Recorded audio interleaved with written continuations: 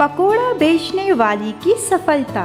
इस मनोरंजक कहानी की शुरुआत रमेश पकोड़े वाले से होती है, जो उदास अपने घर में पेड़ के नीचे बैठा होता है। तभी पत्नी पूछती है, अरे आज आप पकोड़े बेचने नहीं जाएंगे क्या? तभी उसका पति रमेश कहता है, भाग्यवान, पकोड़े बिके तो बेचूं, सब ऐसे के ऐसे ही हैं। पत्नी उसके लिए गर्मा गर्म स्वादिष्ट खाना बनाती है और कहती है, कैसे आप दूसरी जगहों पे पकोड़े बेचने के लिए जाया करो, हो सकता है कि पकोड़े बिक जाए। ठीक है भाग्यवान, जैसा तुम कहो।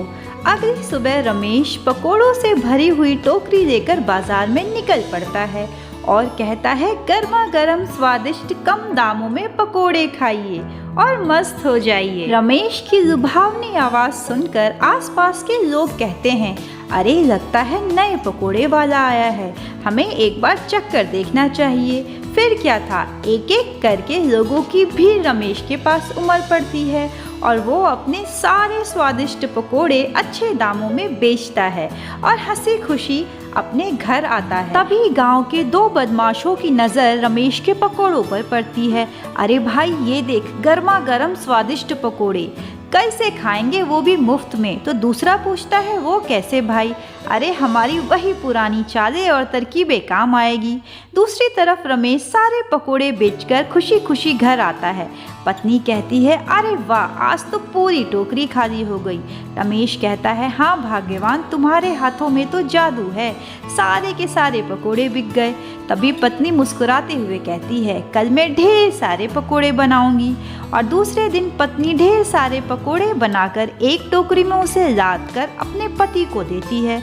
रमेश फिर से चल पड़ता है अपनी साइकिल पर टोकरी के साथ। तभी दो बदमाशों की नज़र उस पर पड़ती है और वो भागते हुए आते हैं और उसकी टोकरी में से खूब सारे पकोड़े अपने हाथों और जेबों में भर लेते हैं। और फिर क्या था, आराम से बैठकर पेड़ के नीचे गपागप पकोड़े खाते हैं। अरे वाह भाई, गर्मा गर्म स्वादिष्ट पकोड़े, आज तो मज़ा ही आ गया। जब जब ये पकोड़े वाला अपना ठेला निकल कर आएगा, तब तब हम मुफ्त में स्वादिष्ट गरम पकोड़े खाएंगे।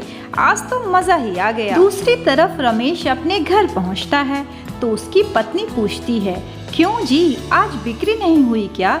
रमेश कहता है, भाग्यवान, बिक्री तो बहुत ही बढ़िया हुई, लेकिन जब मैंने पकोड़ों का ठेला उठाया था तब बहुत भारी था और आते आते मुझे वो बहुत हल्का लगा। तब उसकी पत्नी कहती है, हो सकता है रास्ते में कहीं पकोड़े गिर गए हों या साइकिल पलट गई हो। कुछ तो गड़बड़ है। अच्छा कोई बात नहीं, कल देखते हैं।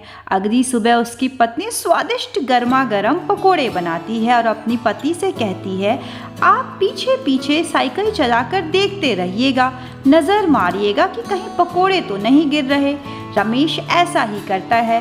वह ठेला लेकर निकल पड़ता है और बार बार पीछे की तरफ देखता है। तभी दोनों बदमाश भागते हुए आते हैं और रास्ते में वो कुछ पत्थर उठा लेते हैं ताकि इस बार ठेले वाले को भारीपन का एहसास ना हो। वे पकोड़े उठाते हैं और पत्थरों को टोकरी में भर देते हैं। बड़ी ही आसानी से ढेर सारे पकोड़े लेकर गपागप खाते हैं। अरे वाह भाई, कितना मूर्ख है ये ठेले वाला, इसकी वजह से हमें इतने स्वादिष्ट पकोड़े खाने को मिले हैं, मज़ा ही आ गया। बल्कि मैं तो कहता हूँ 2-4 ठेले वाले ऐसे और होना चाहिए ताकि हमारा पेट भरता रहे।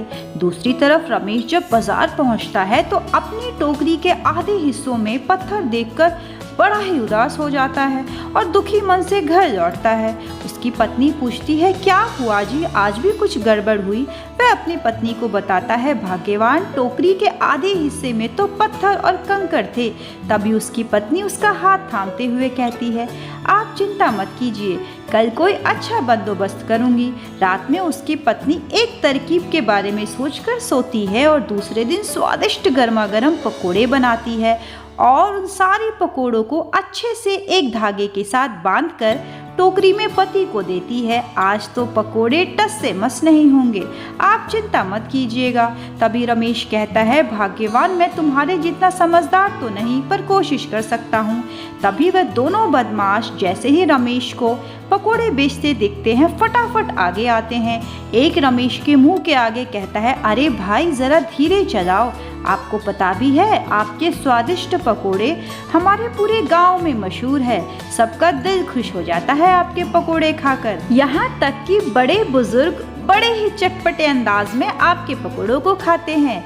घर की हर गृहिणी अपने बच्चों के लिए आपके जैसे पकोड़े बनाने के बारे में सोचती है, पर अफसोस बना नहीं पाती।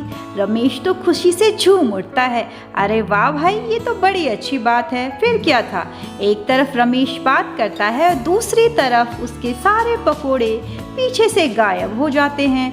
दोनों पेड़ के नीचे बैठकर गपागप पकोड़े खाते हैं और सोचते हैं, अरे वाह भाई, इसको मूर्ख बनाना कितना आसान है।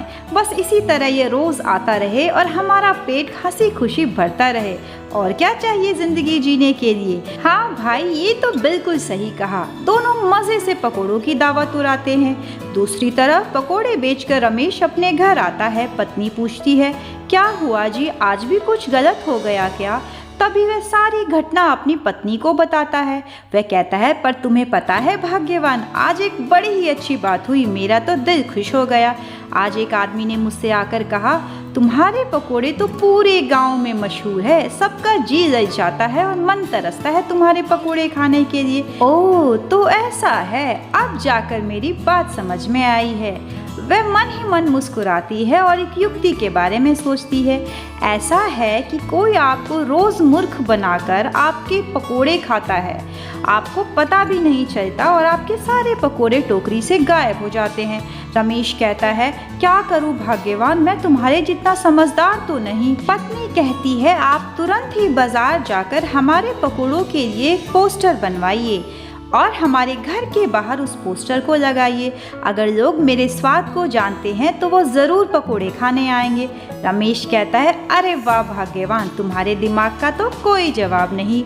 तुरंत ही रमेश की पत्नी अपने अगल बगल के सभी लोगों को, भाभी, भैया और जेठ जेठानी सभी को बताती है कि आप हमारे पकोड़े खाने के लिए आपको हमारे घर आना पड़ेगा।